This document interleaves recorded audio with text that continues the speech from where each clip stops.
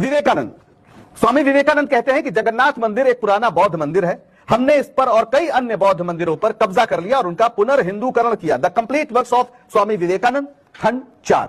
ये विवेकानंद कह रहे हैं जो आधुनिक समय के सबसे बड़े हिंदू संत हैं। अब आप आइए राहुल सांकृत्यायन को सुनते हैं। राहुल सांकृत्यायन जिन्होंने बौद्ध धर्म पर बहुत काम किया, उनकी एक किताब है हिमालय परिचय। उसमें वो बद्रीनाथ के बारे में चर्चा करते हैं, जहां पर वो गए थे और उन्होंने जब मूर्ति को स्नान कराया जा रहा था उस समय जाकर देखा। और वो लिखते क्या है, मूर्ति काले पत्थर की थी जिसे शायद हथौड़े से जानबूझकर तोड़ा गया या इसे पत्थरों में फेंकते समय कुछ हिस्सा टूट गया।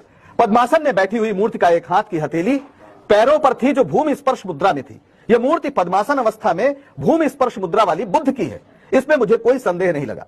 महंत ने बताया कि मूर्ति की छाती पर जनेऊ की रेखा है, लेकिन हकीकत यह है कि बुद्ध की मूर्ति है। एकांश चीवर पहने बुद्ध मूर्ति के चीवर का रूप जनेऊ जैसा ही लगता है।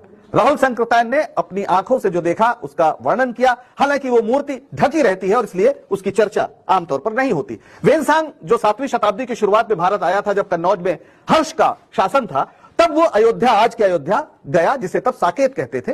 उसने जिक्र किया कि वहां 20 बड़े बौद्ध मठ हैं जिनमें 3000 भिक्षु रहते हैं।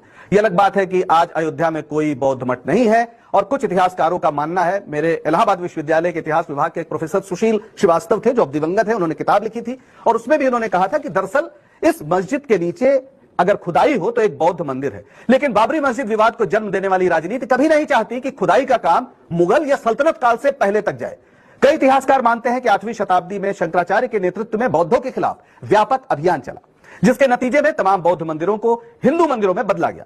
राहुल सांकृत्यायन तो नाथ शब्द, नाथ ध्यान रखिए, नाथ शब्द लगे मंदिरों को मूलतः बौद्ध धर्म से जोड़ते हैं, जैसे जगन्नाथ या बद्रीनाथ। इस अभियान के बावजूद जो कुछ बौद्ध मंदिर या मठ बचे हुए थे उनका नाश तुर्क हमलों के दौरान हो गया। बड़ी तादाद में बौद्ध आबादी या तो फिर से हिंदू हो गई या उन्होंने इस्लाम स्वीकार कर लिया।